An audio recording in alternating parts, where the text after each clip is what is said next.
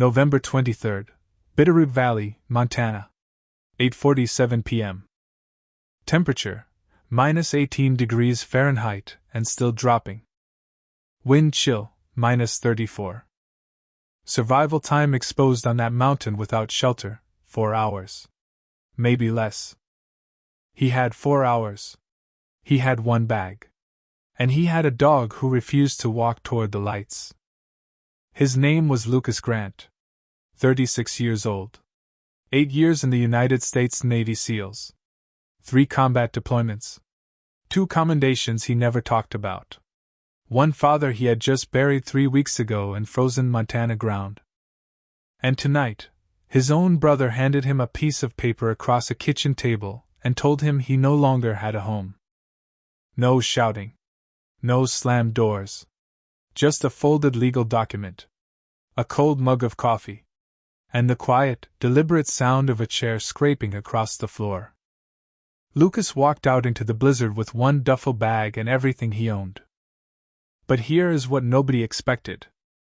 Titan, his 4-year-old white German shepherd, the dog who had pulled him back from the edge of his own mind more times than Lucas could count, Titan refused to walk toward town. He stopped at the tree line, turned his head toward the mountain, and pulled. Not toward warmth. Not toward people. Not toward light. Toward the dark. Toward the ridge. Toward the part of the Bitterroot wilderness that the old-timers in Stevensville never talked about. Lucas had no reason to follow. He followed anyway. What that dog led him to that night, buried beneath 40 feet of frozen mountain, hidden behind roots and rock and 50 years of silence, would not just save Lucas Grant's life. It would rewrite everything he thought he knew about his family. About his blood. About why he had really come home. But first, he had to survive the storm that was coming. And the storm that was already inside him. November 23rd, Bitterroot Valley, Montana. 8:47 p.m. Temperature minus 18 degrees Fahrenheit. Wind chill minus 34. Survival time exposed on that mountain without proper shelter, 4 hours. Maybe 3. The kind of cold that does not ask permission. The kind of cold that simply takes. His name was Lucas Grant. 36 years old. 8 years in the United States Navy SEALs. 3 combat deployments across 2 continents. 2 commendations he kept in a shoebox under a bed he no longer owned. One father buried 3 weeks ago in frozen Montana ground, the dirt barely settled, the flowers on the grave already killed by the first hard frost of the season. And tonight, his own brother handed him a piece of paper across a kitchen table and told him he was nothing. No shouting. No broken glass. No raised voices echoing through the old wooden farmhouse that had stood in the Bitterroot Valley for nearly 80 years. Just a folded legal document. A cold mug of coffee going untouched. And the quiet, deliberate sound of a chair scraping across the floor in a kitchen that had once felt like the center of the world. Lucas walked out into the blizzard with one duffel bag and everything he owned. But here is what nobody expected. Titan, his 4-year-old white German shepherd, the dog who had pulled him back from the darkest edges of his own mind more times than Lucas could count, Titan refused to walk toward town. He stopped at the tree line, turned his head away from the lights of Stevensville glowing faint and orange through the falling snow, turned toward the mountain, toward the dark, toward the ridge that the old-timers in town never talked about without lowering their voices first. Lucas had no reason to follow. He followed anyway. What that dog led him to that night, buried beneath 40 feet of frozen mountain, hidden behind roots and rock and 50 years of deliberate silence, would not just save Lucas Grant's life. It would rewrite everything he thought he knew about his family. About his blood. About why he had really come home at all. But first he had to survive what was coming. And survive what was already living inside him. The night they told Lucas Grant to leave, there was no warning in the air. No shift in the atmosphere that might have told a man to brace himself for what was about to happen. The farmhouse had seen hard winters and harder losses. It had buried grief inside its walls the way old wood absorbs everything, quietly, permanently, without complaint. But it had never hosted anything quite like this. This particular silence. This particular stillness. The kind that belongs not to peace but to a decision already made by people who had rehearsed it until the words came out smooth. Lucas came in from the fence line at 8:31 p.m., boots heavy with snow, breath fogging in the dim yellow light of the back porch. He had been checking the east boundary the way he always did in winter, crouching beside the fence posts the way his father had taught him at 8 years old, testing the wire tension with 2 fingers, reading the ground with his hands. That habit lived in his body now. It always would. He had done it every winter he had been home, every year he had not been deployed, every season when the land needed someone willing to show up for it before dawn and after dark without being asked. He stomped the snow from his boots at the back door and stepped inside. Daniel was already at the kitchen table. Rebecca sat beside him, her hands around a mug that had long gone cold. Neither of them looked up when the door opened. The refrigerator hummed. The clock above the sink ticked with that particular steadiness that only becomes loud when everything else goes quiet. On the table between them sat a folded piece of paper Lucas had never seen before. He should have understood immediately. But he was tired in the way that only men who have carried too much for too long understand, the kind of tired that dulls the sharp edges of instinct and turns a man's perception inward instead of outward. He set his gloves on the counter and waited. Rebecca spoke first. Her voice was level and deliberate, the voice of a woman who had rehearsed this conversation enough times that all the uncertainty had been worn away. "You have stayed long enough," she said. Lucas frowned slightly. "What?" Daniel finally looked up. His eyes were the same pale gray as their father's but without any of the warmth that had always lived quietly behind them. "The land is in my name now," he said. "The will has been settled." Lucas looked at the paper on the table. Then at his brother's face. The words arrived slowly, not all at once, the way ice-cold water fills a boot after a long walk through deep snow. Seeping in. Unavoidable. "I have lived here my entire life," Lucas said. Rebecca set her mug down with a precise, controlled click. "You came back," she said. "That is different." Came back. As if the 8 years he had spent overseas, years he had not chosen, years that had taken things from him he would never fully name, had somehow erased the 36 years before them. As if service was a form of abandonment rather than the opposite. Lucas opened his mouth. Nothing came. Behind him a low sound broke the silence. Titan stepped forward from where he had been lying near the back door, watching everything the way dogs watch when they know something is wrong long before the humans in the room have caught up with it. He moved between Lucas and the table. His body went taut. His ears came forward. A growl built low and steady in his chest, not aggressive, not threatening, simply certain. The growl of an animal who understands the shape of a situation even without the words. Rebecca stiffened. "Control your dog." Lucas did not move. His hand rested on Titan's back, feeling the warmth of him through the tactical K9 jacket, the steady rise and fall of his breathing, that familiar anchor. "He is not doing anything," Lucas said. "He is making me uncomfortable," Rebecca replied. Titan did not take his eyes from them. Daniel looked up with irritation crossing his face. "Lucas," he said, "this is not a discussion." And those words landed harder than anything else had. Not a discussion.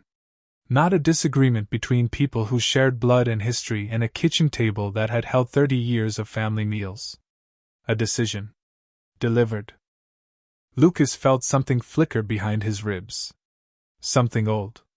Something that might have been anger once, years ago, before the military had worn it down into something quieter, and colder, and more contained. "What exactly are you saying?" he asked. Daniel folded the paper with deliberate care and placed it on the table. "I am saying you need to leave tonight," he said. The clock on the wall kept ticking. Tick. Tick. Tick.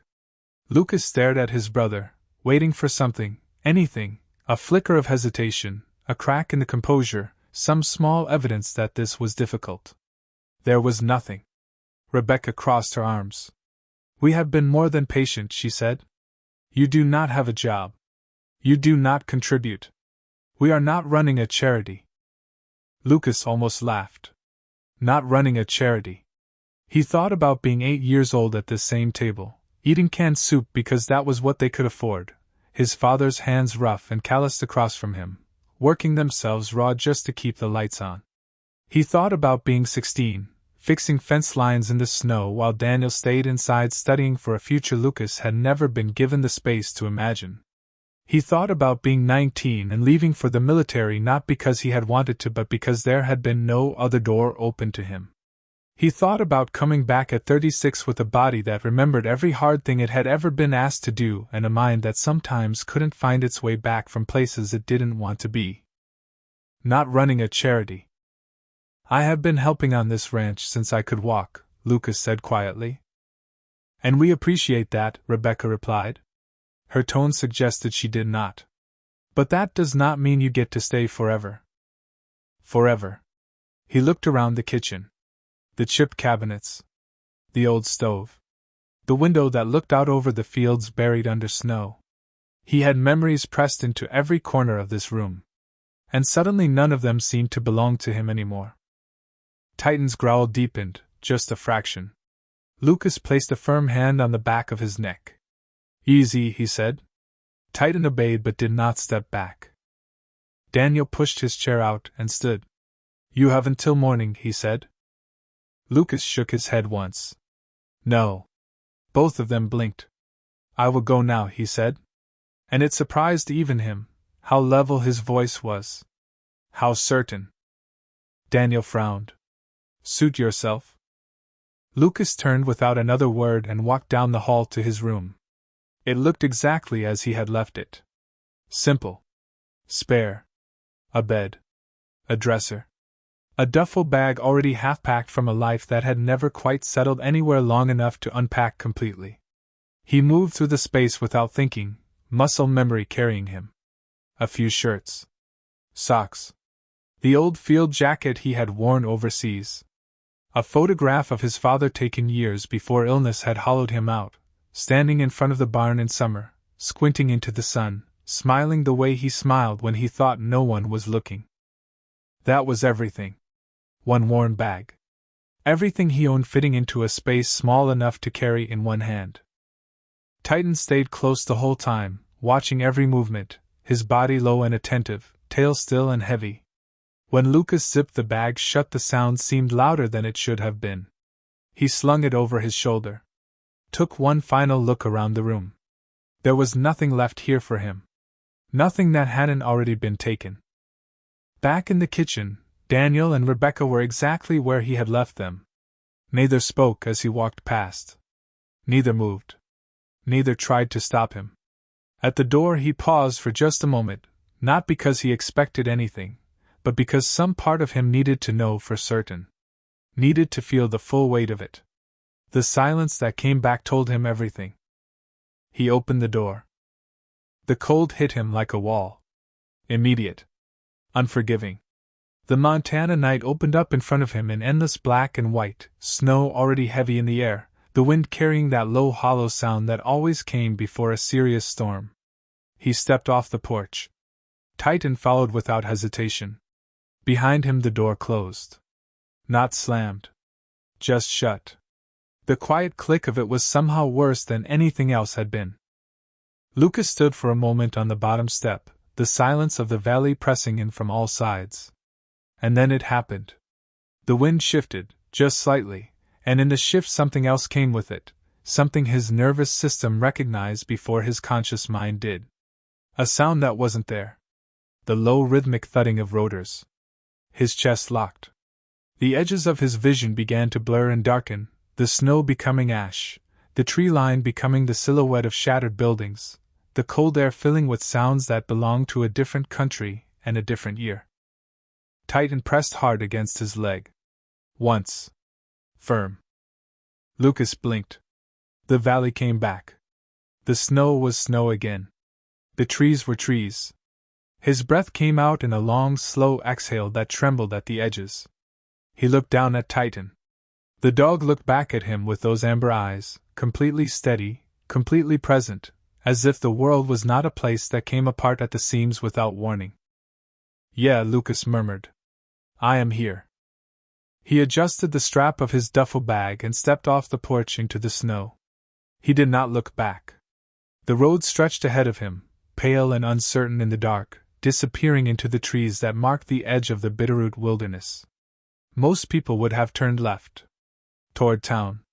Toward warmth and light and other human beings. Lucas turned right. Into the mountain. Into the dark. Into the place where no one would come looking. Snow thickened as he moved into the trees.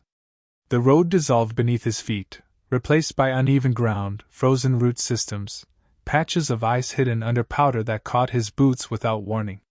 He walked without a destination because he had none. He walked because stopping was not an option. Beside him, Titan kept perfect pace, never more than a half step ahead or behind, adjusting without being told, reading his speed and his stride and his state of mind the way only an animal who has spent years bonded to one person can. The forest swallowed the sound of the valley behind him within minutes. No engine noise. No distant voices. No lights through the trees. Just the compression of snow under his boots, the movement of wind through branches overhead, and the steady breathing of the dog beside him. For a long time that was enough. Movement was enough. One foot in front of the other was enough.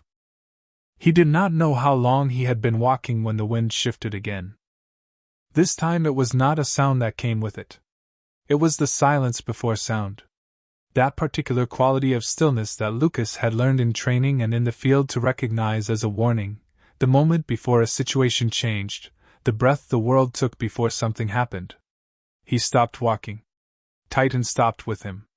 Both of them still, both of them listening. Nothing moved in the trees ahead. But Titan's head swung left. Away from the direction they had been moving. His nose lifted, reading the air in slow, deliberate pulls. His ears came forward to their sharpest point. He took one careful step left. Then another. Lucas watched him. "What is it?" he said quietly. Titan did not bark. Did not growl. He simply turned his body fully to the left, toward the steeper section of the mountain where the ground rose and the trees grew older and thicker, and he looked at Lucas with a steadiness that was almost uncomfortable. Lucas had learned years ago to trust that look. He shifted his weight and followed. The climb changed the terrain immediately. Ground that had been difficult became demanding. Snow deepened between exposed root systems, swallowing his boots past the ankle, sometimes past the knee. Hidden rocks shifted underfoot without warning. Branches reached low and caught at his jacket, his bag, his arms. His legs began to burn in the particular way of muscles pushed past what they have prepared for. His shoulders ached under the weight of the bag. The cold pressed him through every seam and gap in his clothing with the patient thoroughness of water finding its level. Titan never flagged. He picked his path with quiet confidence, choosing each step as if he could read the ground beneath the snow, always waiting when Lucas needed to stop, always just far enough ahead to be leading without being out of reach. They climbed for what Lucas estimated to be an hour, maybe more. The sky above the trees had gone from black to deep gray to the particular flat pale color that precedes full darkness returning with weather behind it. The pressure in the air changed. He felt it against his eardrums first, then in his sinuses. That specific heaviness that meant the storm he had seen building on the horizon for 2 days was no longer building. It was arriving. He needed to find shelter. Real shelter. Not a fallen log and a patch of dry ground under a thick canopy. Something with walls. Something that could hold heat. He looked up at the mountain continuing above him, and then down at Titan, who had stopped 10 feet ahead and was standing absolutely still, staring at something in the rock face to their left. Lucas moved toward him. "What do you see?" he said under his breath. Titan did not answer.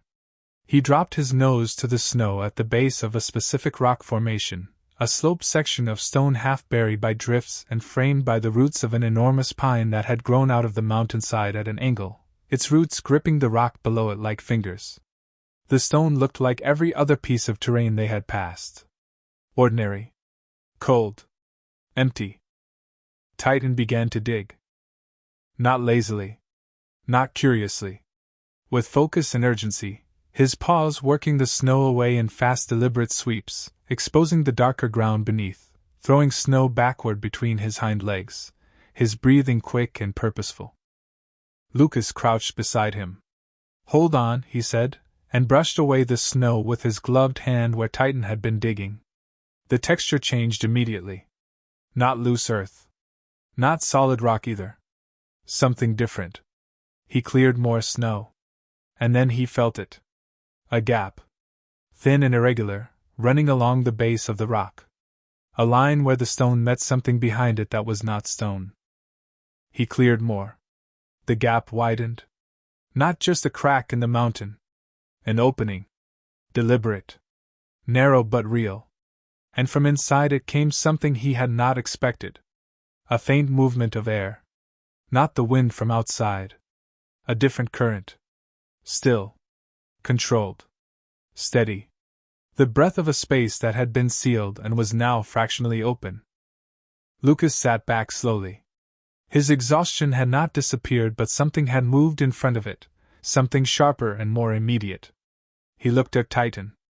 The dog was watching him, chest heaving from the digging effort, snow clinging to his white fur and the black tactical jacket, amber eyes lit with something Lucas did not have a clean word for. "How did you know?" Lucas said quietly. It was not really a question. He stood and stepped back to look at the full rock formation. And now that he was really looking, now that Titan had pointed him at it, he could see what he had walked past without registering. The way the stones were fitted together was not random. The edges were too even in certain places. The roots of the pine were not growing over the rock naturally. They were growing around something. Holding it. The whole formation had a shape that the mountain had not made. Someone had built this. Or built something behind it. Lucas looked at Titan. The dog stepped forward immediately, pressing his nose into the gap, then looked back. The invitation was completely clear. "Only one way to find out," Lucas said. Titan went in first, angling his body sideways, his white fur disappearing into the darkness beyond the opening with a quiet certainty that left Lucas no real choice but to follow. He dropped to one knee, turned his shoulders to fit the angle of the gap, and pushed through. The stones scraped against his jacket. The light from outside dropped away in seconds.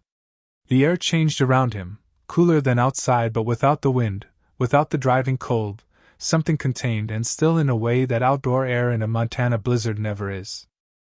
He moved forward on instinct, one hand trailing the stone wall to his right, moving by feel rather than sight. "Titan," he called softly. His voice bounced off stone and came back to him slightly changed. A sound ahead. Movement. Titan's claws on a different surface, harder and flatter than the passage floor. Lucas kept moving. The passage angled downward and then leveled. The ceiling dropped, and he had to crouch, his bag scraping the rock above him. The cold in the air stabilized into something steady and breathable. Not warm. But not the brutal penetrating cold of the mountain outside. Something else. Something manageable. Then the passage widened. And Lucas stepped out of the narrow tunnel into a space that should not have existed. The chamber opened around him gradually, his eyes adjusting to the faint gray light that filtered down from a narrow shaft cut into the rock above at an angle, letting in just enough of the storm's ambient glow to give the space shape and dimension. Stone walls stood around him, not rough and natural but stacked with clear intention. The work of hands that had known what they were doing. The floor was flat and worn smooth. Along one wall ran a shallow channel carved into the stone for drainage. Above him the ceiling rose to a height that allowed him to stand fully upright. In the center of the space stood a structure. A room built within the chamber, stone laid upon stone in neat careful courses, the work of someone who had spent time here. A real, deliberate, functional space. Doorway without a door. Shelves cut into the walls at intervals.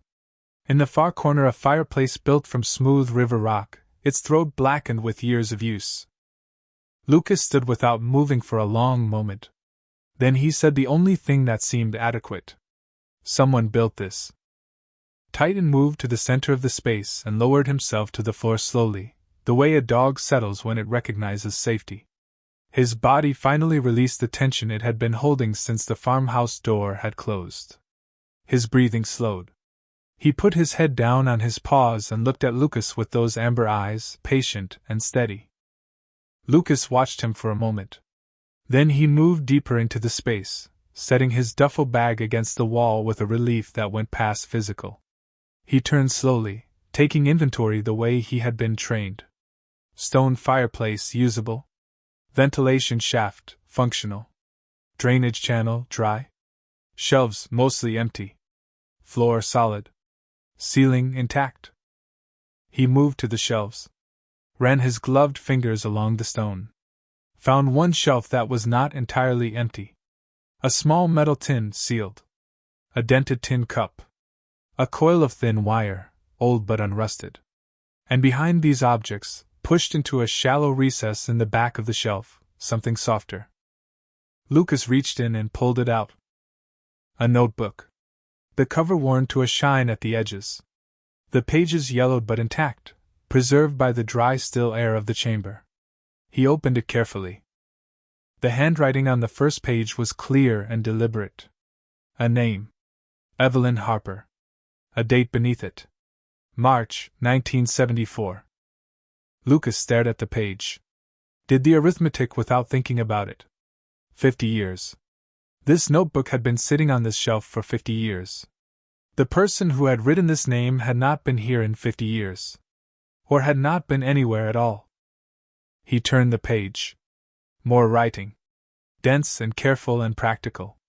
Notes about the ventilation shaft, how to angle the vent to control airflow without letting smoke accumulate. Notes about the fireplace, which would burn cleanest and longest, how to read the draft by holding a hand over the throat.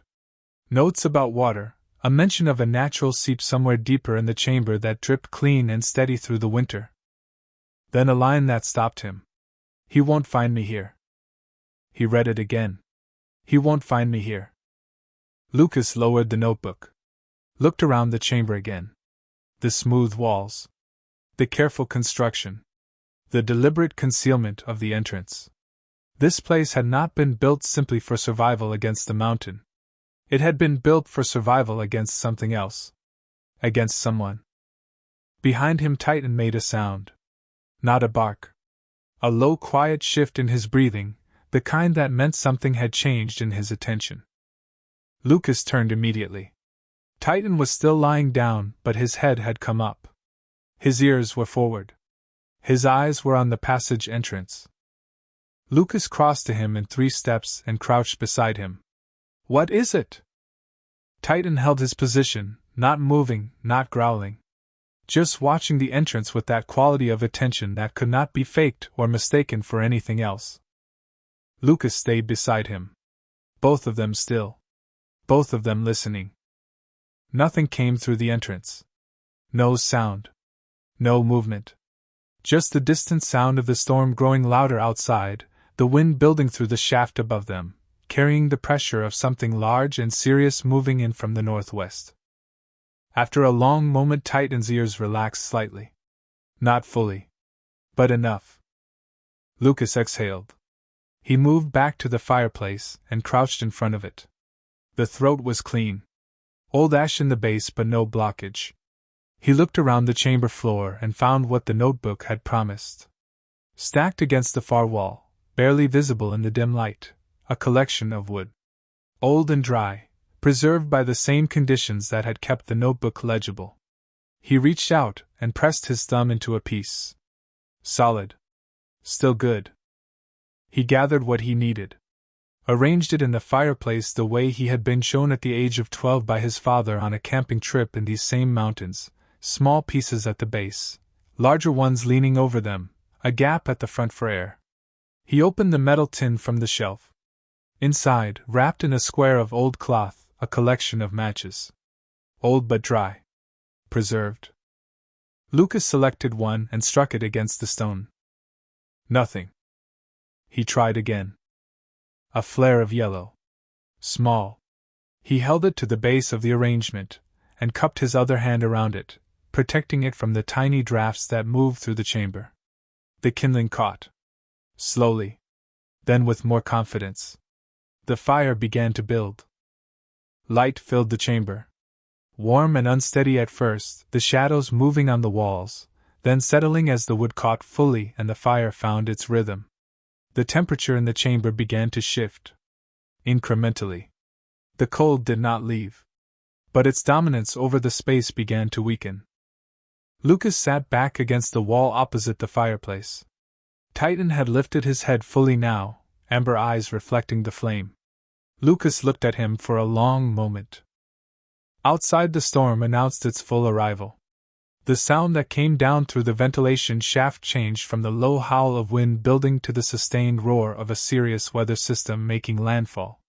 The temperature outside was dropping further. The snow was thickening. The Bitterroot Valley was disappearing under a Widowmaker storm, the kind that the old ranchers named because of what they left behind. Inside the chamber the fire burned. The light held. Titan lay with his head on his paws and his eyes on Lucas, steady and patient. Lucas reached for the notebook again and read by firelight. He read about Evelyn Harper's first winter in this place, how she had learned to manage the draft, how she had survived on rabbits, and what she could preserve. He read about her days and her routines, the careful, methodical record of a woman who had decided to disappear from the world above and build something real in the world below. He read her notes on the water seep she had mentioned, and when he followed her directions to the back of the chamber he found it exactly where she had described it. A slow cold drip from a crack in the stone into a shallow natural basin, already holding several inches of clean still water. He drank. Filled the tin cup. Brought it back to the fire. Days passed. The storm did not. On the first full day inside the chamber, Lucas took inventory of everything the space offered and everything his bag contained and made the calculations a man makes when he is committed to surviving in a specific place for an unknown amount of time. The fire could be maintained indefinitely as long as the wood held. The water was reliable. Food was the problem. He had 2 protein bars in the bottom of his bag, emergency supplies he had carried as habit for years. They would last 2 days at conservation. After that he would need to hunt.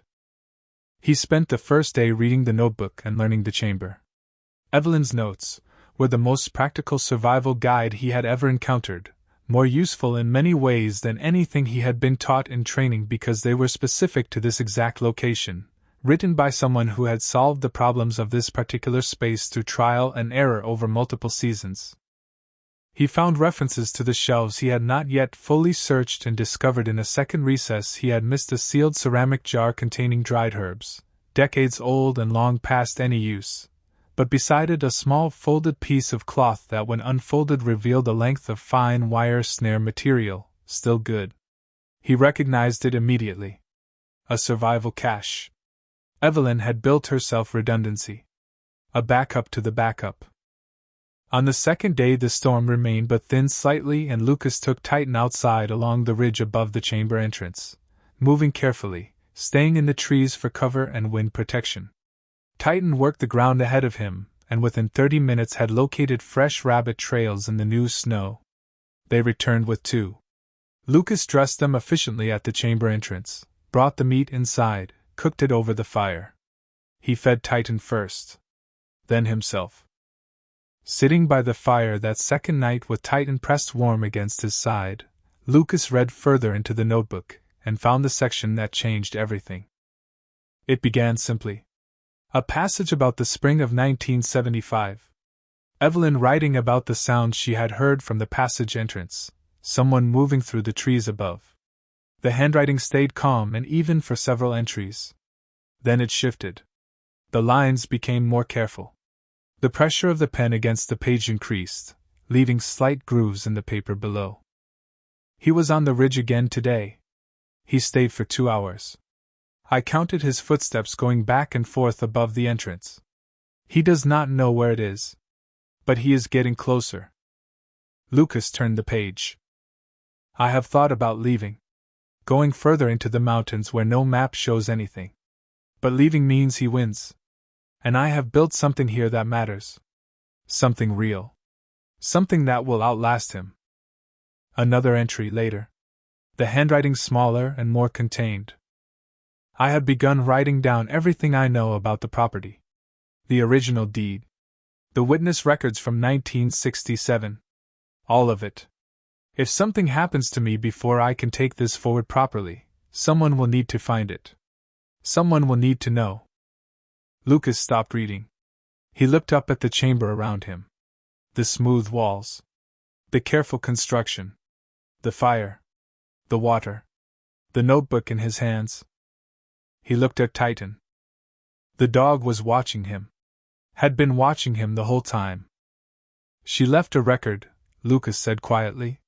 She left everything she knew somewhere in this space for someone to find. Titan's ear flicked forward. Lucas stood.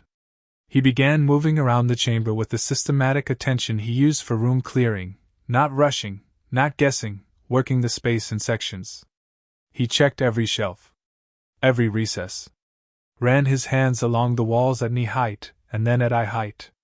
Moved behind the fireplace and checked the stone there. Moved to the passage entrance, and checked the walls on both sides. Nothing.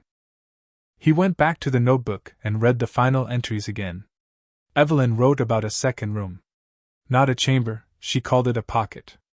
A space she had found by accident when a section of the back wall had shifted during a minor ground tremor in the winter of 1976.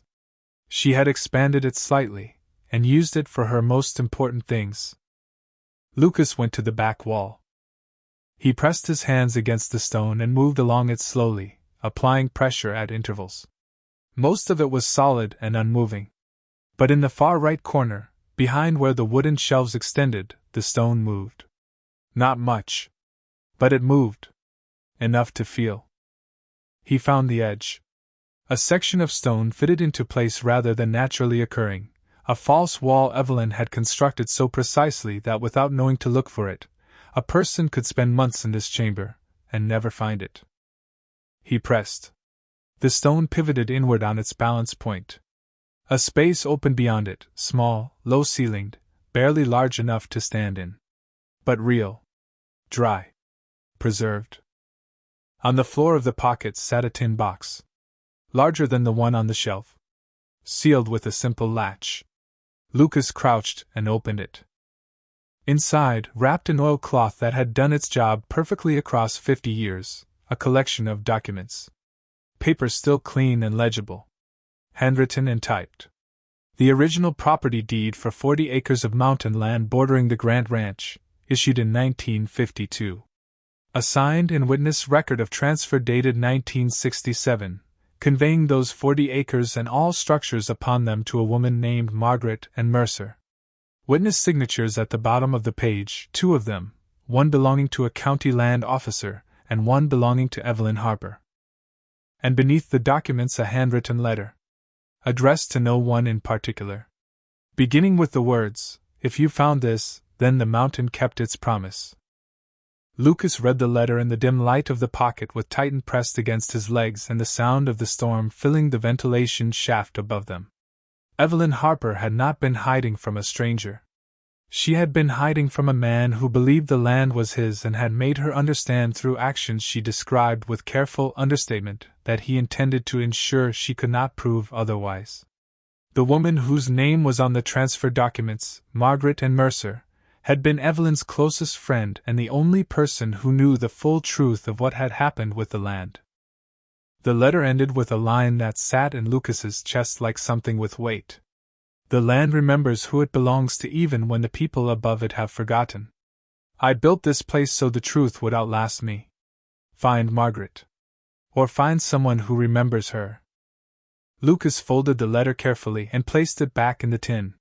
He sat in the pocket for a long moment, the stone walls close around him, the fire's warmth reaching in faintly from the main chamber. He thought about his father. About the Grant Ranch. About the 80 years of history his family had on that land and the piece of paper Daniel had placed on the kitchen table with such careful deliberation. He thought about the 40 acres that bordered the eastern edge of the Grant property. The land the old-timers in Stevensville never talked about. The land that had always seemed like it belonged to no one because no one had ever come to claim it. He looked down at Titan. The dog looked back at him with those amber eyes and that absolute stillness that was not the stillness of passivity but of readiness. Of a creature that has been waiting precisely as long as necessary and is prepared for whatever comes next. Lucas nodded once. He put the letter back. Closed the tin. Left it exactly where he had found it. He would need it later. He would need everything later. But later was not now. Now the storm was still outside. Now the fire was burning in the main chamber. Now there was more of Evelyn Harper's notebook to read and more of this space to understand and more time to spend with the silence and the cold and the dog who had brought him here.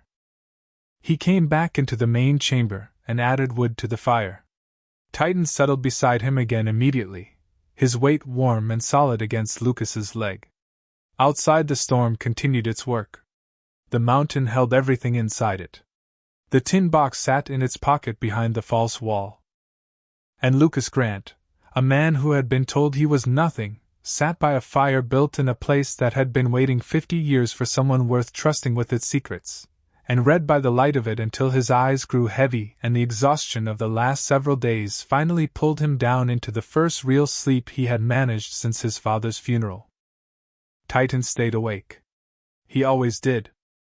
On the morning of the third day the storm broke in the way that serious Montana storms sometimes do, not gradually but all at once, the sky clearing from west to east in under an hour, the wind dropping from a sustained roar to a series of diminishing gusts, and then to something approaching stillness.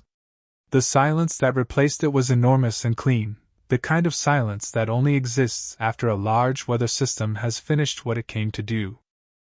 Lucas was already awake when it happened. He had been lying on his back against the chamber floor with Titan across his legs, watching the quality of light change in the ventilation shaft above him, and he felt the shift in the air pressure before he heard the change in sound. He sat up. Titan lifted his head. The fire had burned to coals overnight. The chamber was colder than it had been, but not dangerously so. He built it back carefully, the same method, the same arrangement, the same patient attention to the small flame at the beginning that needed to be protected before it could protect anything else. Then he heard it.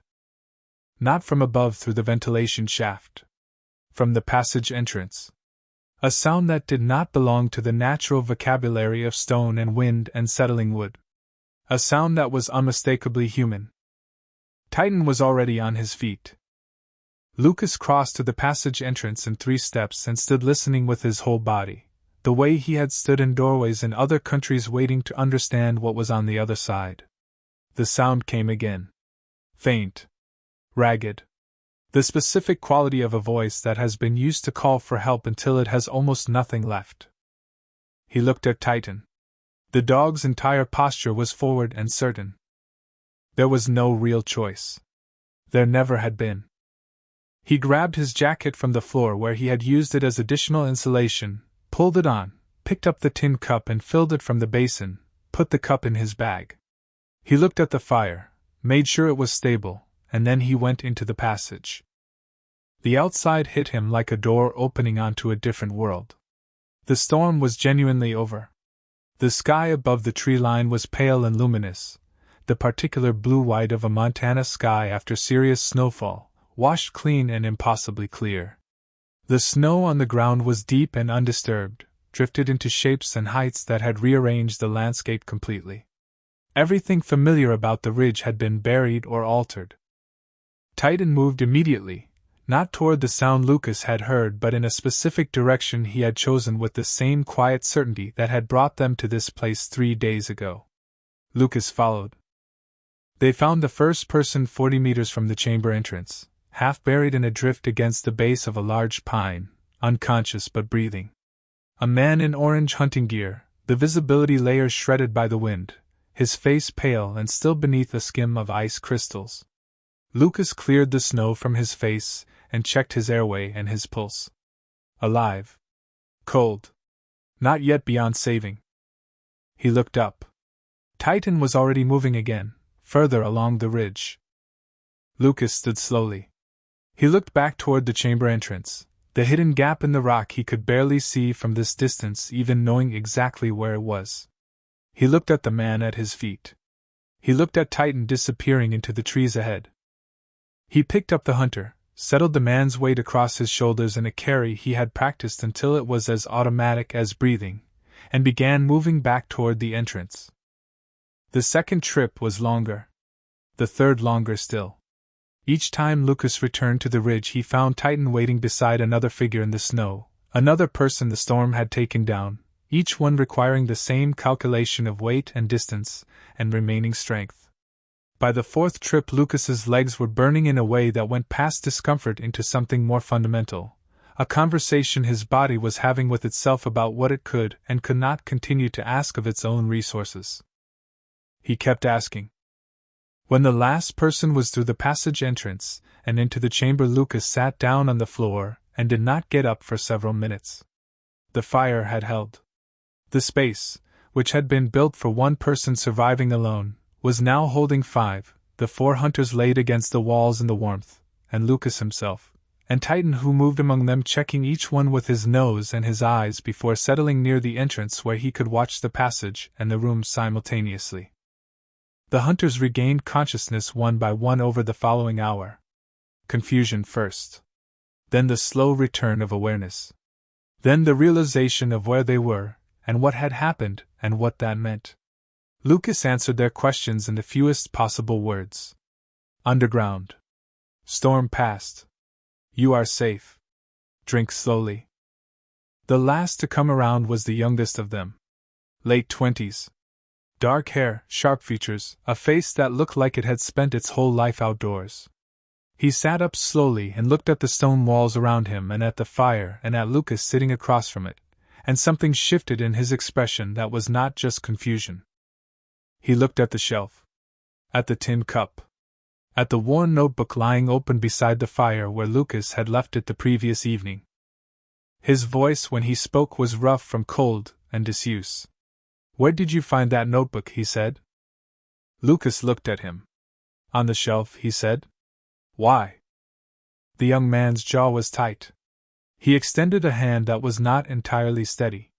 Can I see it? Lucas picked it up and crossed the chamber and placed it in his hands.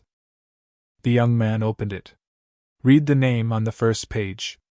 And went very still in a way that Lucas recognized as the particular stillness of a person receiving information that rearranges something fundamental about how they understand the world. My grandmother, he said. His voice was barely above a whisper. Lucas said nothing. He waited. The young man looked up. His name was Derek Shaw, he said after a moment, as if offering his name was the most he could manage right now while the rest of him was elsewhere. She disappeared in 1976. My family never knew what happened to her. He looked around the chamber again with new eyes. She built this, he said. She built it, Lucas confirmed. Derek looked back at the notebook. Then at Lucas. There is more in here, he said. Notes about property. About documents. Lucas watched him carefully. Yes, he said. Derek's eyes narrowed slightly. Not with suspicion. With the dawning recognition of someone beginning to understand the shape of something much larger than they had expected to encounter on a hunting trip in a Montana blizzard. He looked at Lucas. You found them, he said. I found them, Lucas said. The fire crackled between them. Titan lay near the entrance with his head up, watching both of them with those amber eyes that missed nothing and forgot nothing. Outside, somewhere on the mountain above them, a sound was building.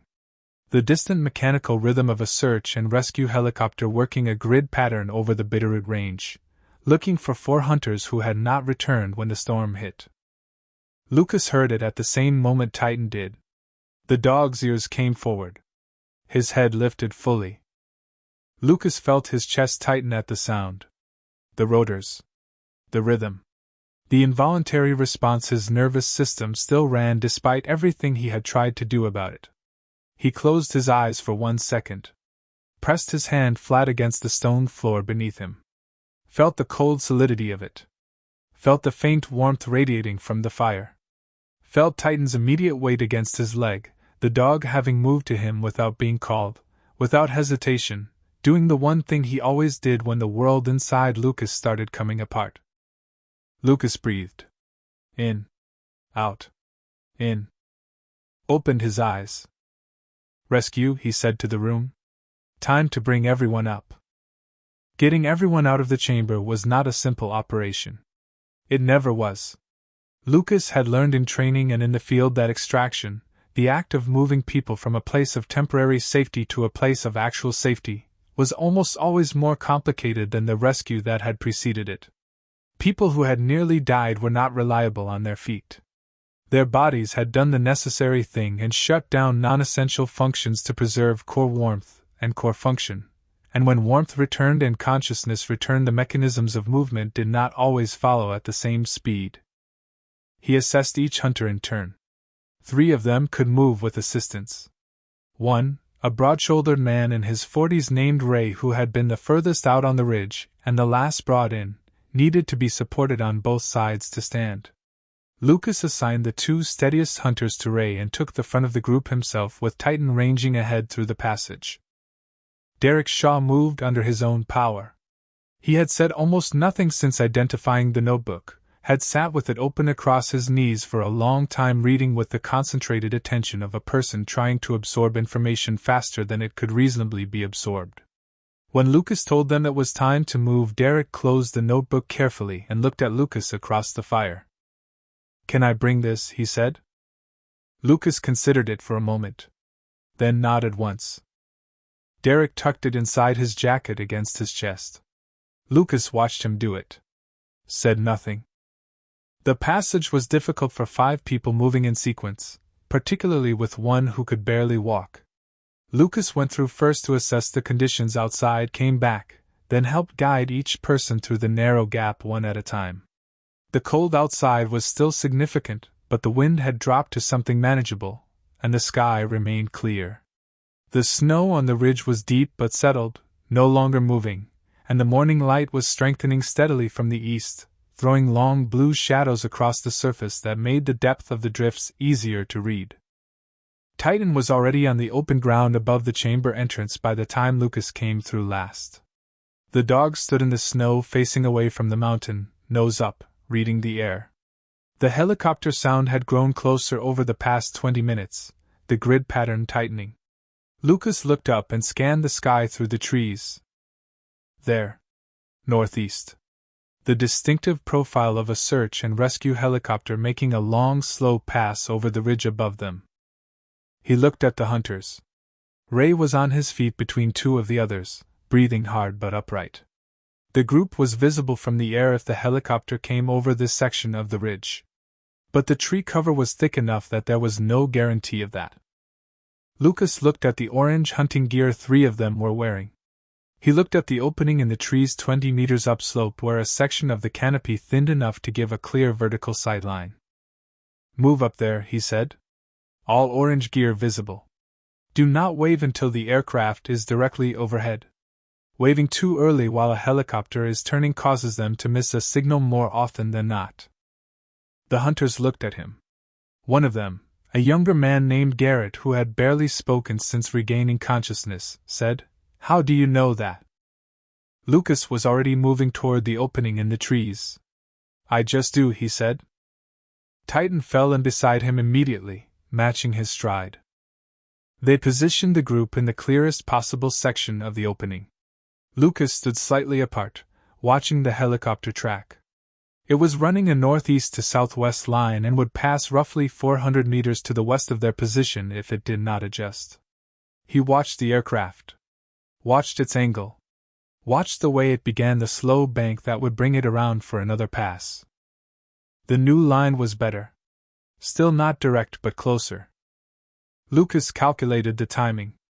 Then he said quietly to the group, "Now?"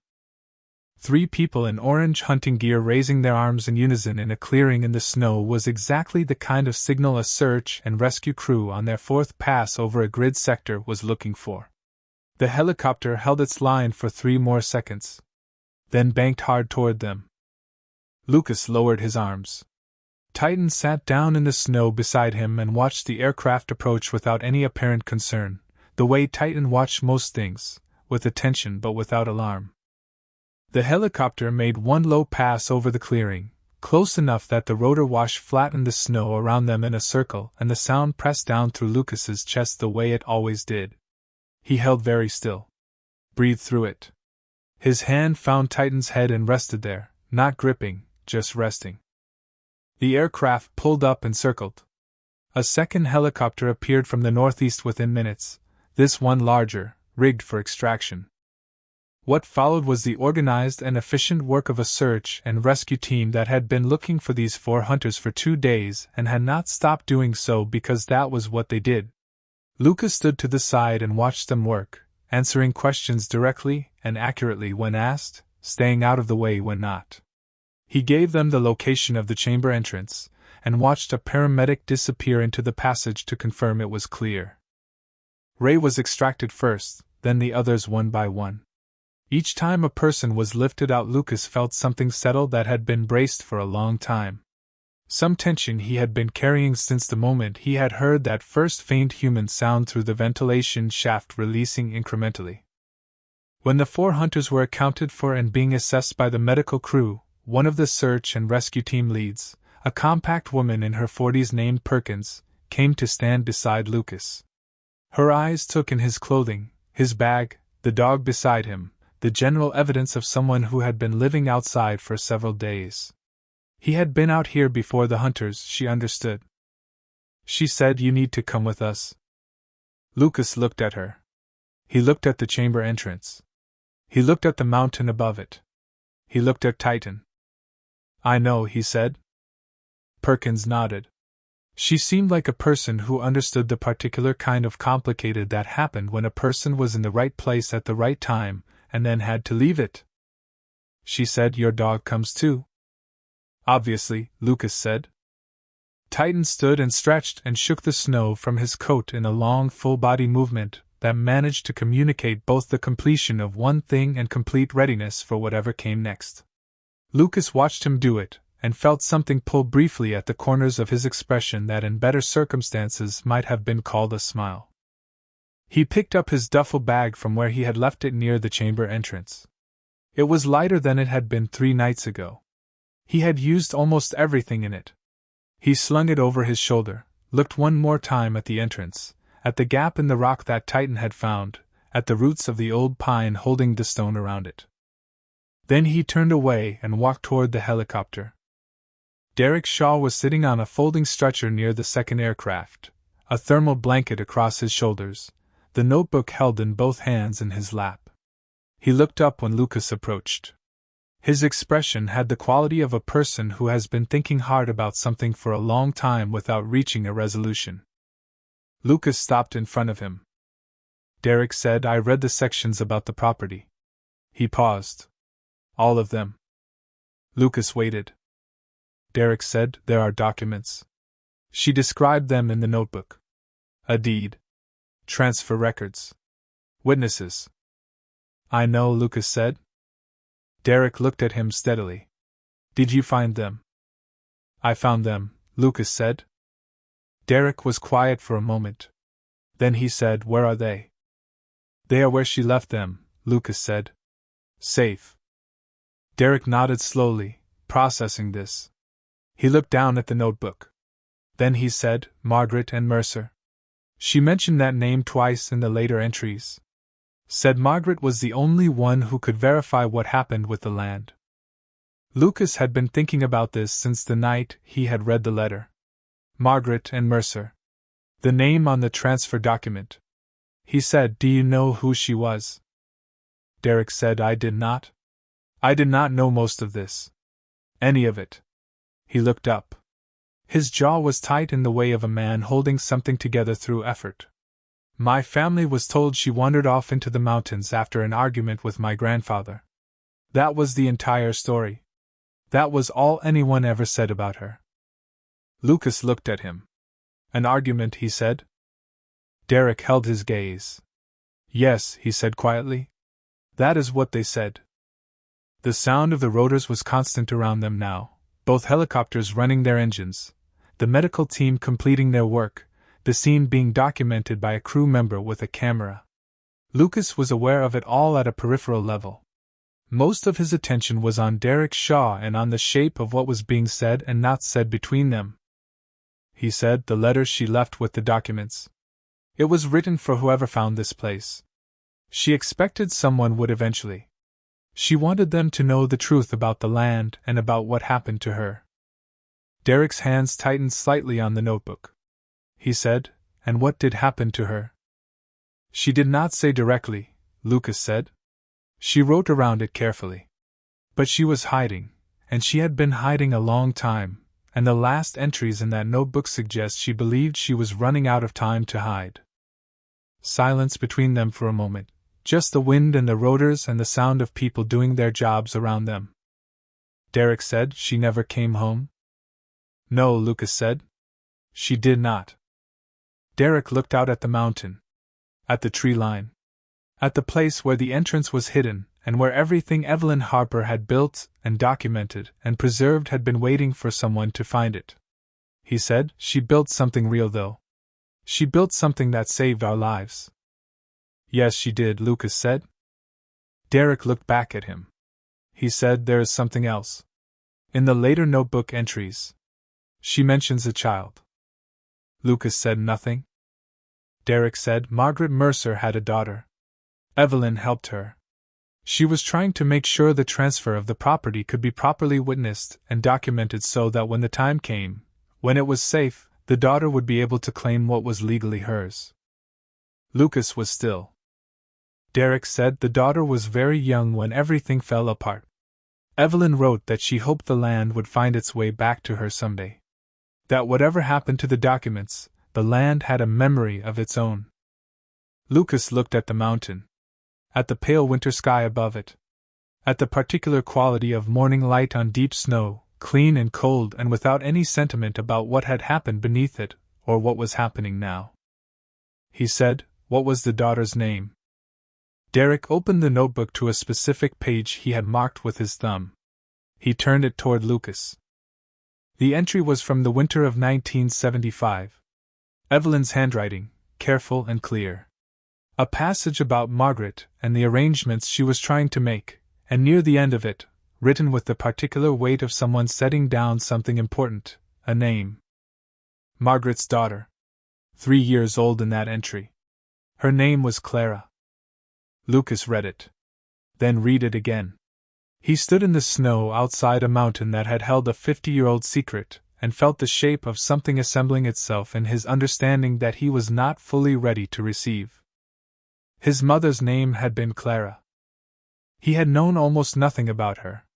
She had died when he was 4 years old, and his father had found the subject too painful to discuss at length, and over the years Lucas had built what small picture he could from photographs and from the few things his father had said in unguarded moments. Her maiden name before she married his father had been Mercer. Clara Mercer. He closed his eyes for 2 seconds. Opened them. Derek was watching him with the careful attention of a person who has just handed someone something fragile and is waiting to understand whether it arrived intact. Lucas said, my mother's name was Clara Mercer. Derek held very still. Lucas said it again, quietly, as if saying it a second time helped it become real. Clara Mercer. She married my father when she was 22. She died when I was 4. I do not know anything about her family or where she came from because my father did not talk about it, and I never pushed hard enough. Derek said nothing for a long moment. Then he said, Evelyn Harper was my grandmother. She was trying to protect your grandmother. Margaret Mercer. Lucas absorbed this. Derek said, which means the 40 acres. The property she documented. The deed she had witnessed and preserved. Is my mother's land, Lucas said. Was always my mother's land. The words sat between them in the cold air, solid and strange and absolutely certain. Titan pressed against Lucas's leg from the left side, the familiar weight of him, and Lucas put his hand on the dog's head without looking down, the automatic movement of a man reaching for the one constant thing. Derek said, "You will need a lawyer. You will need the documents from inside. The deed and the transfer records and the witness statements. And you will need someone who can verify the chain of title." "I know," Lucas said. Derek said, "I will help you. Whatever I can do. Whatever my family knows about Evelyn and about the property and about what happened. I will give you all of it." Lucas looked at him. "Why?" Derek was quiet for a moment. Then he said, "Because she built that place to make sure someone like you could find it. Because she preserved everything she knew so the truth would not disappear when she did. And because I spent 3 days nearly dying in a blizzard on this mountain, and the reason I am alive to have this conversation is that a man who had just lost everything walked back out into that storm 4 times to drag strangers to safety." He paused. He said, "And because of the dog?" Lucas looked down at Titan. The dog was sitting in the snow between them, looking from one to the other with those amber eyes, completely composed, as if the resolution of a 50-year-old mystery of land and family and buried documents was simply the logical conclusion of a walk he had decided to take 3 nights ago through a Montana blizzard. Lucas said, "His name is Titan?" Derek said, "He knew, didn't he? From the beginning. He knew where to go." Lucas thought about the moment at the tree line when Titan had stopped and turned away from the lights of Stevensville. He thought about the way the dog had moved on the mountain, not randomly, not by chance, but with the specific directional purpose of an animal following something a human could not perceive. He thought about the moment at the entrance when Titan had pressed his nose to the gap and begun digging, not with the exploratory casualness of curiosity, but with the urgent certainty of completion. He said, "I stopped trying to explain what he knows a long time ago." Derek nodded as if this answered something he had been wondering about since he had first opened his eyes in the underground chamber, and found a white dog standing over him. Perkins came back. She stood at a respectful distance and said, "We need to get moving. Weather system coming in from the northwest this afternoon." Lucas looked at the mountain one more time. At the ridge. At the tree line. At the place he could not quite see from here where the entrance was hidden behind stone and root and 50 years of careful concealment. He thought about Evelyn Harper sitting in that chamber in the winter of 1975, writing by firelight in a notebook that she knew might be the only record of what she knew, building a place that was meant to outlast her because she understood that she might not outlast it. He thought about what it took to do that. To be that certain about something in the face of everything that was trying to make you uncertain. He picked up his duffel bag. "Let's go," he said. The helicopter ride down from the ridge took 11 minutes. Lucas sat near the open side door with Titan pressed against his leg and watched the Bitterroot Valley expand below them as they descended, the white expanse of it, the dark lines of the tree rows and the fence lines and the roads, the scattered farmhouses with their morning smoke rising straight up in the still air. He found the Grant property without trying to. It was simply there. The way things you have known your whole life are simply there, occupying a specific place in your spatial memory that does not require effort to locate. He looked at it for a long time. The farmhouse. The barn. The fields. The eastern boundary where his father had first shown him how to test a fence wire with 2 fingers in the winter cold. The 40 acres east of that boundary line. The mountain above it all, enormous and indifferent, and containing everything that had been placed inside it, waiting with the patience of stone for someone to come and find it. Lucas looked away. He looked at Titan instead. The dog was watching him with those amber eyes, sitting perfectly still despite the movement of the aircraft and the noise of the rotors, because Titan had never required external conditions to be calm in order to be calm himself. Lucas thought about his father. About the last conversation they had managed before his father had gone too far into the illness to have real conversations, sitting on the porch of the farmhouse in September, the last warm month, his father's hands thin and still on the arms of the chair. His father had said something that Lucas had not understood at the time, and had not thought about since because there had been too much happening, and then his father was gone. He had said, "Your mother came from hard country, Lucas. Hard people. In the best possible way. The kind that build things to last. You carry that in you whether you know it or not.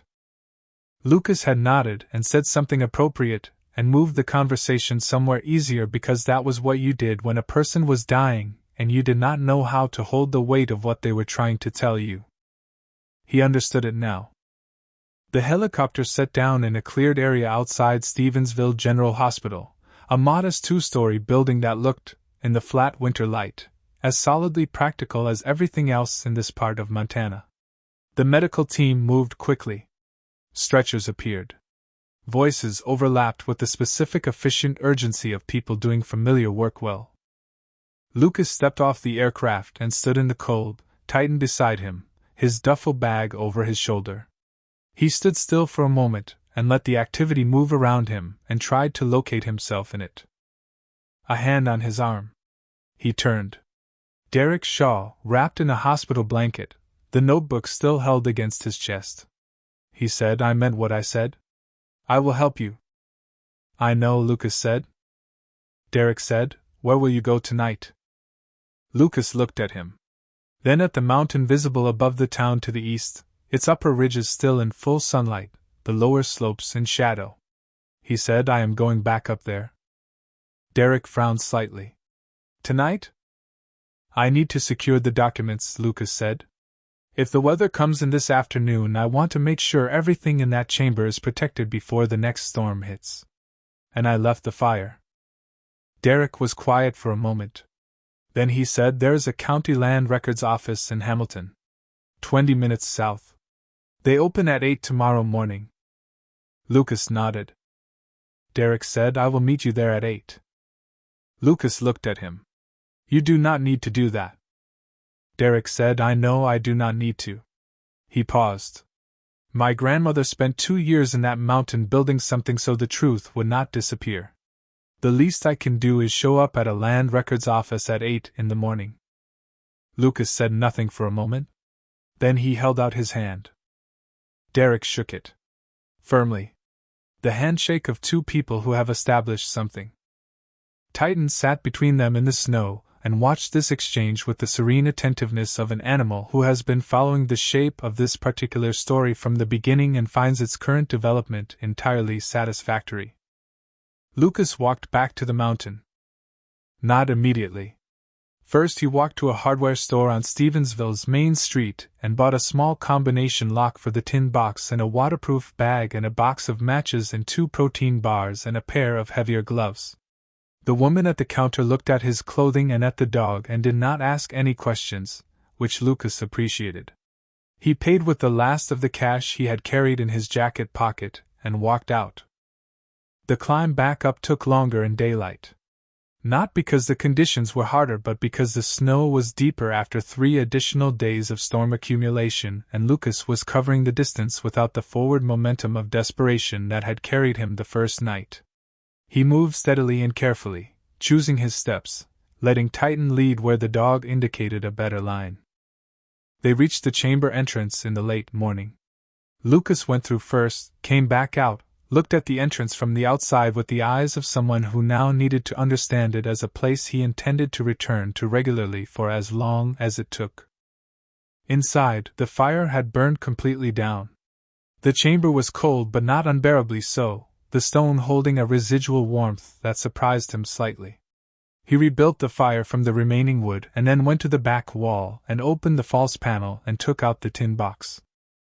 He spent an hour going through the documents again in better light, reading each one carefully, handling them with the precision of a man who understood that what he was holding had already survived 50 years and needed to survive considerably longer.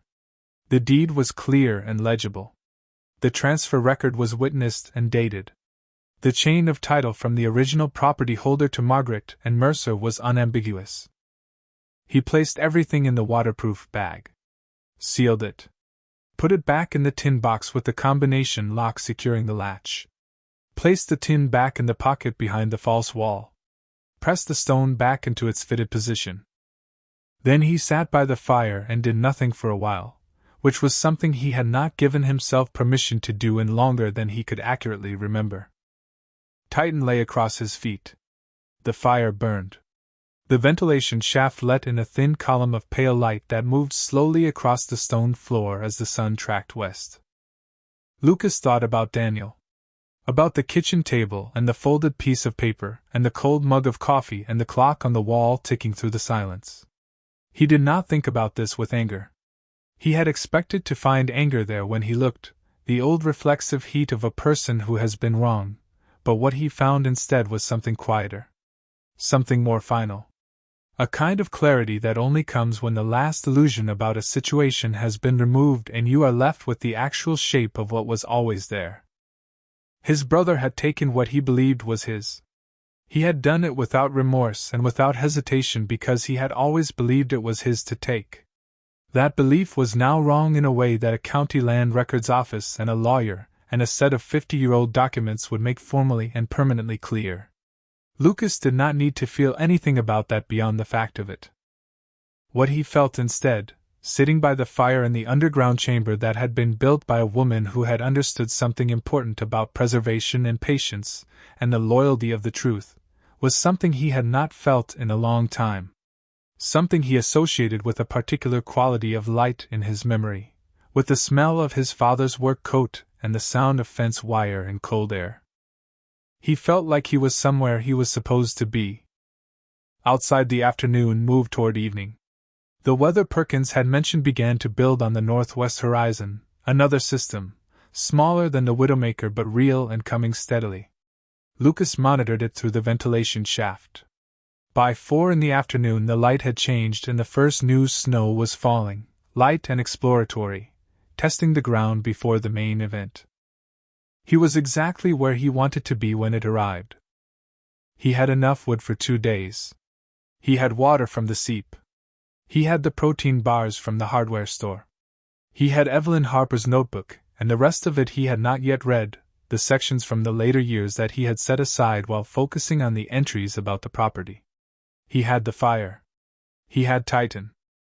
He opened the notebook to the section he had not yet reached and began to read by firelight, while the new storm settled in outside and the mountain closed around the chamber the way it always had, the way it had for 50 years, holding the space inside it with the same indifferent patience that stone applies to everything. The later entries were different from the early ones. The practical survival notes thinned and the writing became more reflective, the observations of a woman who had solved the immediate problems of survival and was now living with the larger and slower problem of solitude and time. Evelyn wrote about the mountain in winter, about the sound of snow settling on stone, about the way the light changed in the ventilation shaft through the seasons, and what she could read from those changes about the world above. She wrote about missing people, not with self-pity, with the careful, honest accounting of a person who had made a choice and was living inside it. She had chosen this. She was clear about that. She had chosen it because the alternative was worse. But choosing it did not make its costs disappear. She wrote about building. Not just the chamber, though she wrote about that too, about the false wall and the pocket, and the exact method of fitting the stones so it moved smoothly on its balance point. She wrote about building a life inside a constrained space. About the particular kind of freedom that comes from having no options except the ones directly in front of you. About what it meant to be responsible for your own survival completely, without backup, without the possibility of rescue. She wrote, "The mountain asks nothing of you except that you are honest with it. Be honest with the cold. Be honest with the dark. Be honest with how much you have and how much you need. If you lie to it, even a little, it will find the lie eventually." Lucas read this twice. He thought about the Grant Ranch. About his brother. About the legal document on the kitchen table. About the version of the story Daniel had constructed and lived inside of for years, the version in which he was the legitimate heir and Lucas was the temporary inconvenience. That version had required maintenance. It had required not looking too closely at certain things. It had required a lie maintained with such consistency that eventually it had stopped feeling like a lie. The mountain asks nothing of you except that you are honest with it.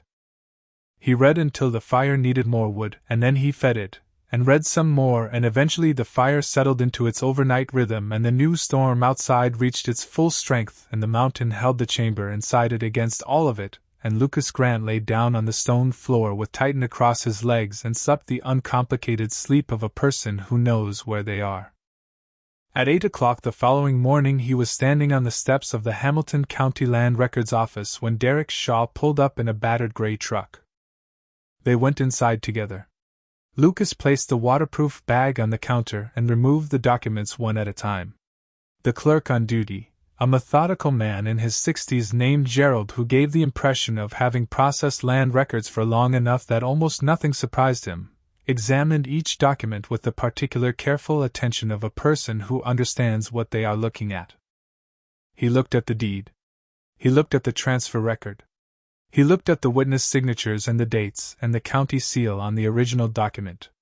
He went away for 15 minutes and came back with a larger file that he laid open on the counter. He said, "The 40 acres in question have been listed as unresolved titles since 1977. There was a filing in 1976 that contested the transfer, but it was never properly adjudicated because the primary witness could not be located." Lucas said the primary witness was Evelyn Harper. Gerald looked at him over his reading glasses. "Yes," he said. "She was." Lucas said she built the structure on the property that these documents were preserved in. She preserved them deliberately, along with a written account of the circumstances of the transfer and the reasons for the contested filing. Gerald looked at the documents again. He looked at Derek. He said, "You are related to Evelyn Harper." Derek said, "She was my grandmother." Gerald looked at Lucas. "And you are related to Margaret and Mercer?" Lucas said, "She was my grandmother." The property transferred to her daughter, Clara Mercer, who later became Clara Grant. Gerald was quiet for a moment. He picked up the transfer record again and read it with a focus that suggested he was not reading it for the first time but for the third or fourth, making sure of something. He set it down. He picked up the deed. He said, "I will need to refer this to the county title office. This is not a routine filing." Lucas said, "I understand." Gerald said, "It may take several weeks to process properly." Lucas said, "I have time." Gerald looked at him.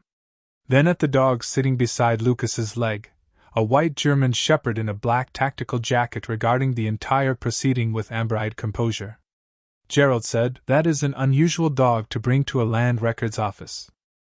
Lucas said, "He found the documents. It seemed appropriate." Gerald considered this for a moment.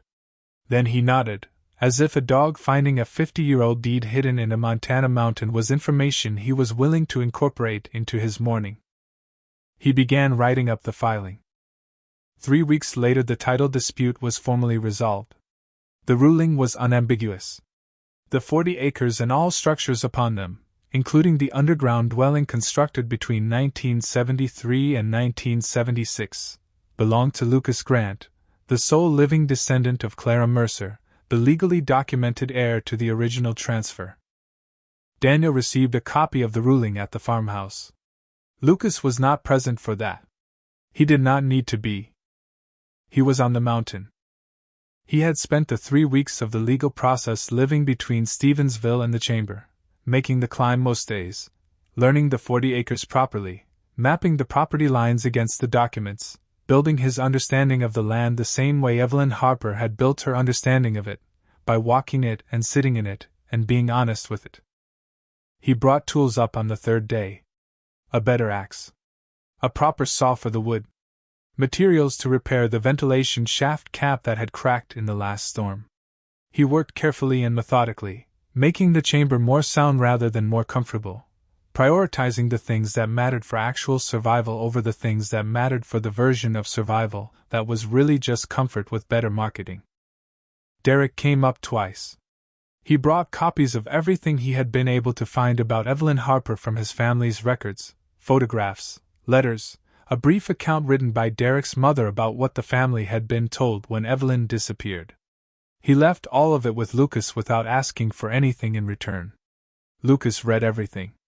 It filled in the shape of a story he had been given in fragments, and he was grateful for it, not with sentimentality but with the specific gratitude of a person who needed to understand something and has been given the tools to do so.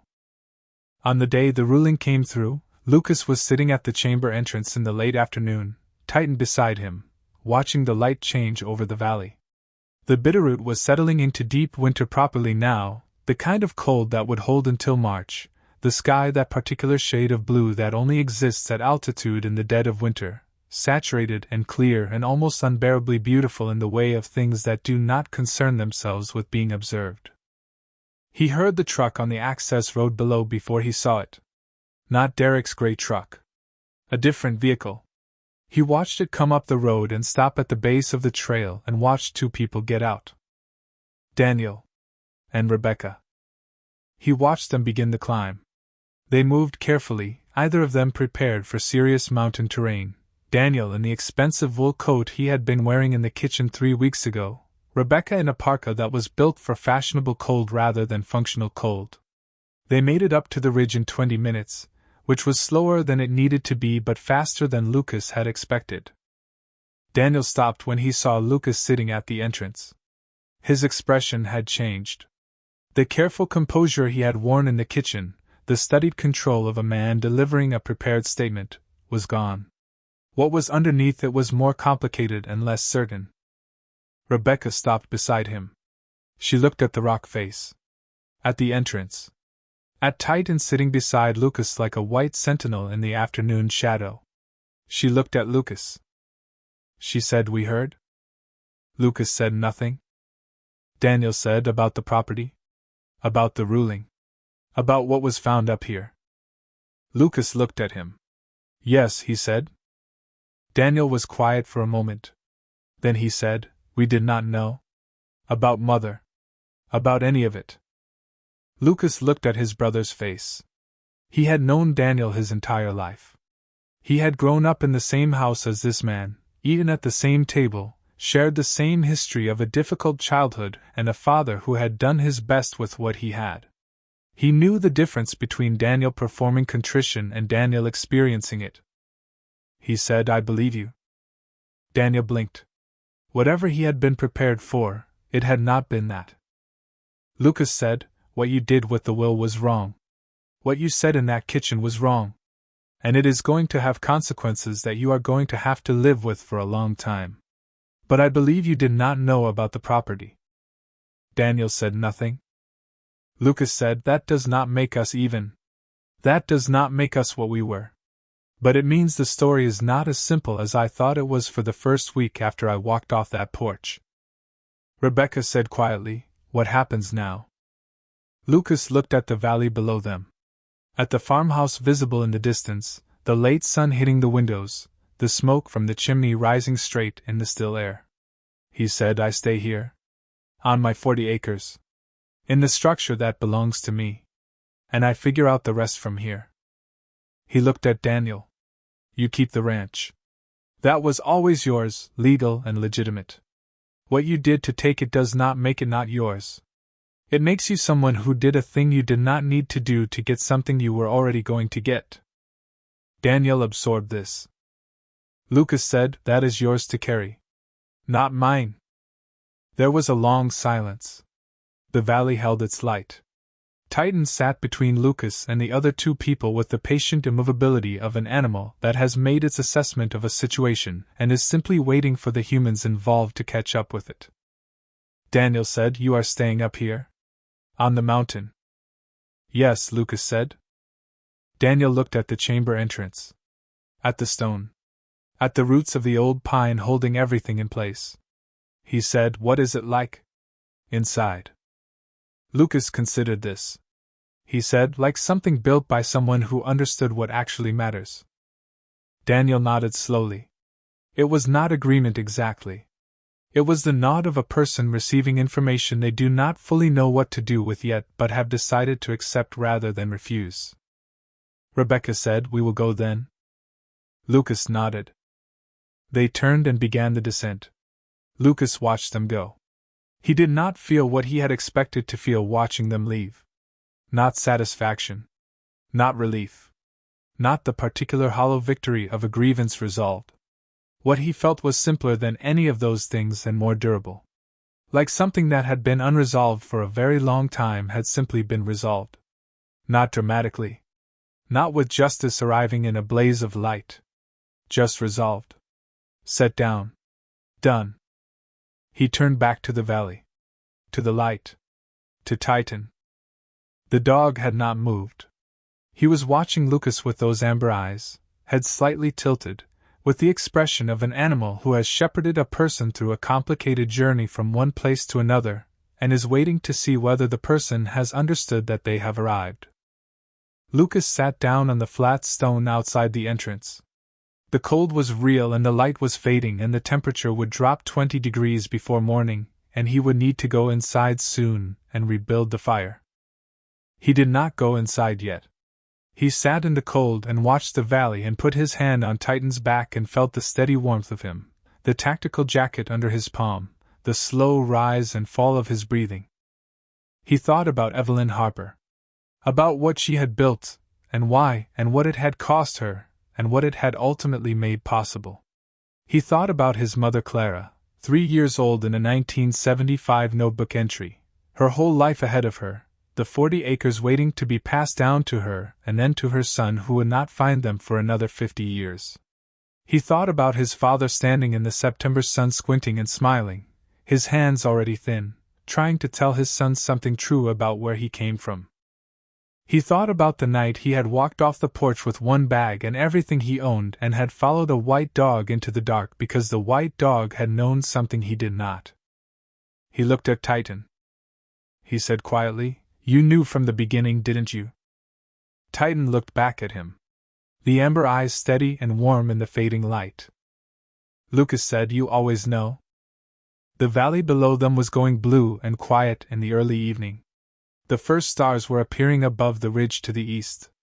Somewhere on the other side of the mountain a wind was building, testing the slope, finding the gaps, reading the terrain the way everything on a mountain eventually learns to read terrain. Lucas stayed where he was a little while longer. Then he went inside. He built the fire. He fed Titan first, then himself. He opened the notebook to the page he had last been reading and continued where he had left off, Evelyn's careful handwriting moving across the yellowed pages, her voice clear and direct and patient across 50 years. The fire burned. The mountain held everything it had always held. And Lucas Grant, who had been told he was nothing and had walked into the dark and found instead that he was the end point of a long, careful chain of love and preservation and stubborn truth, sat in the underground home that had waited for him and read by the light of it until the words blurred with tiredness, and the notebook lowered in his hands and sleep came for him the way it comes for people who have finally arrived somewhere real. Outside the snow began to fall again. Quiet. Steady. The way it always had on this mountain. The way it always would. And in the morning there would be more to do. There always was. But tonight the fire was enough. The dog was enough. The stone walls built by careful hands 50 years ago were enough. Everything, for the first time in a long time, was exactly enough.